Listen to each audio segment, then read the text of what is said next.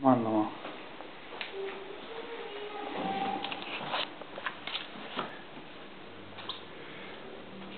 La mierda, todo sale por inodoro, toda la espuma, ¿no? Todo eso es espuma. Todo eso es espuma, ¿eh? ¿Se ve? Sí, pero no aguanta la tapa, se le corre por los costados. Todo lleno de espuma. ¿Cómo? Lleno de espuma, claro. Salí de acá.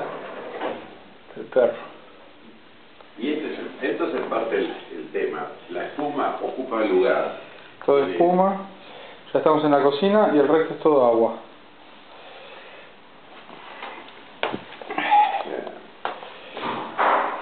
Acá no se puede ver, pero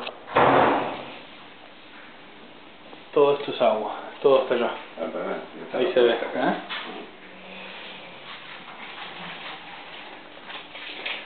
Vamos de vuelta. Esto sucede 2 veces por semana por lo menos. La espuma, alguien conecta el lavarropas,